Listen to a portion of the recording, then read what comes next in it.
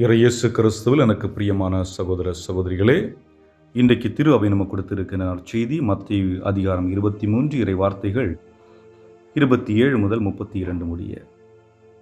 இன்றைய நற்செய்தியின் சுருக்கம் என்னவென்று பார்க்கின்ற பொழுது, இயேசு பரிசேயர்களையும் மறைநூல் அறிஞர்களையும் வெள்ளையடிக்கப்பட்ட கல்லறைகள் வெளி வேடக்காரர்கள் என்று சொல்லுகின்றார். ஏன் இயேசு அவ்வாறு அவர்களை அழைத்தார் என்று நாம் சிந்திக்க இருக்கின்றோம். கடந்த 3 நாட்கள் நற்செய்தியை பார்த்தோம் என்றால், நாம் செய்யும் தவறுகளை சாடுவது போல் உள்ளது. வெளிவேடச் செயல் என்பது நம்ப வைத்து கழுத்து அறுப்பது போன்றது. இனிமையாக பேசுவார்கள், ஆனால் அதிக சுயநலம் நிறைந்திருக்கும். தரமில்லாத பொருளை தரமுள்ளது போல் நம்பச் செய்து விற்பார்கள் அல்லவா, அதுபோன்றதுதான் இந்த செயல். ஆகவே தான் இயேசு கூறுகிறார், வெள்ளையடிக்கப்பட்ட கல்லறைகளே. அதாவது வெளிநாடுகளில் இன்றைக்கு, அதுவும் நமது நாட்டிலும் சரி, பல மாநிலங்களில் கல்லறைகளை அழகுபடுத்தி இருப்பார்கள். பளிங்கு கற்கள் போட்டு அது பார்ப்பதற்கே அழகாக இருக்கும். அங்கே செடிகள் வைத்திருப்பார்கள், அது பூச்செண்டுகள் வைத்திருப்பார்கள். விளக்குகள் எப்பொழுதுமே எரிந்து கொண்டிருப்பது போன்ற விளக்குகள் வைத்திருப்பார்கள். காவலாளிகளை போட்டிருப்பார்கள் பாதுகாப்பதற்கு. அப்படி ஒரு கல்லறைகளை அமைத்து கொள்வதுண்டு. ஆனால் அந்த கல்லறைக்கு வெளியே இவ்வளவு அழகாக இருக்கிறது. கல்லறைக்குள் இருப்பது என்ன? அழுகி போன உடலாக இருக்கலாம், அல்லது எலும்பு கூடாக இருக்கலாம். நாம் சொல்லலாம், நம்முடைய பெற்றோர்கள் அல்லது நண்பர்கள் அவர்கள் தான் அங்கு உள்ளே இருக்கிறார்கள் என்று.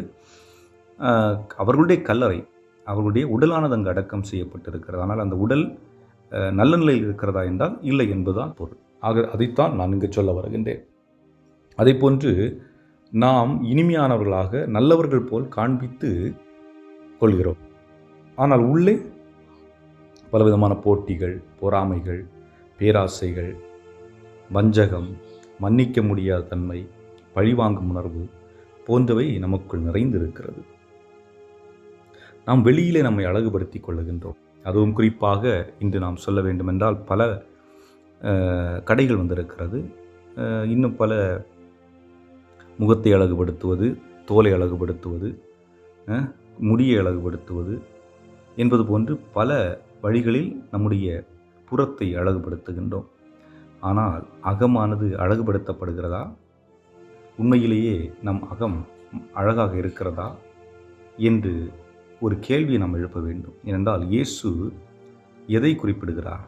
அகத்தை குறிப்பிடுகிறார். ஆகவே தான் மனிதன் இன்னொரு மனிதனை ஏமாற்றலாம், ஆனால் கடவுளை ஏமாற்ற முடியாது. காரணம், அவர் நம் இதயத்தை பார்க்கிறார்.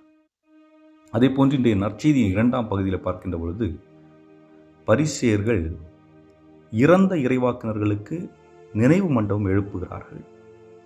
அவர்கள் சொல்லுவது என்னவென்றால், நாங்கள் ஒருவேளை அந்த காலத்தில் வாழ்ந்திருந்தால் இந்த இறைவாக்கினர்களை கொன்றிருக்க மாட்டோம்.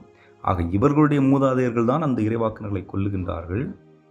இப்பொழுது அவர்கள் என்ன சொல்லுகின்றார்கள்? நாங்கள் ஒருவரை வாழ்ந்திருந்தால் இறைவாக்கினர் கொள்ள மாட்டோம் என்று சொல்லுகின்றார்கள். ஆனால் இங்கே ஒரு கேள்வி என்னன்னா,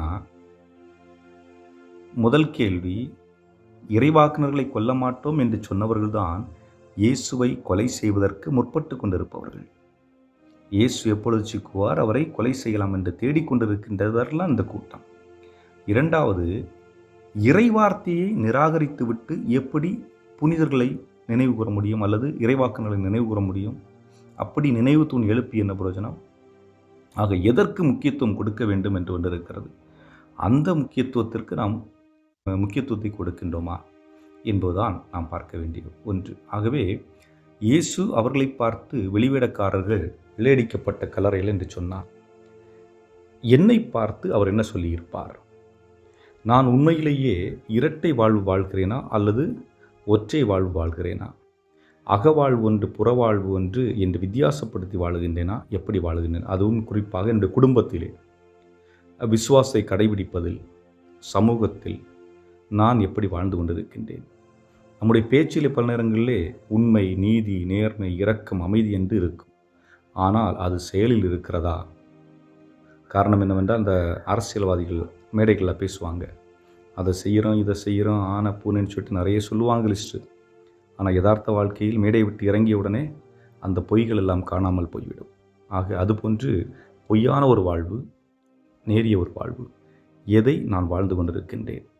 ஆக நான் வெள்ளையடிக்கப்பட்ட கல்லறையாக இருக்கின்றேனா, அல்லது உண்மையிலேயே இயேசு கிறிஸ்து விரும்புகின்ற ஒரு மனிதனாக வாழ்ந்து கொண்டிருக்கின்றேனா என்பதை சிந்தித்தவர்களாக என்றும் வாழும் இல்லாமல் இறைவா, இது இந்த நாளை கொடுத்தமைக்காக உமக்கு நன்றி கூறுகின்றோம். இந்த நாளில் இந்த சிந்தனையை நான் சிந்திப்பதற்காகவும் அவற்றை நான் வாழ்வாக்குவதற்கும் எனக்கு வழிகாட்டியமைக்காக உமக்கு நன்றி கூறுகின்றேன்.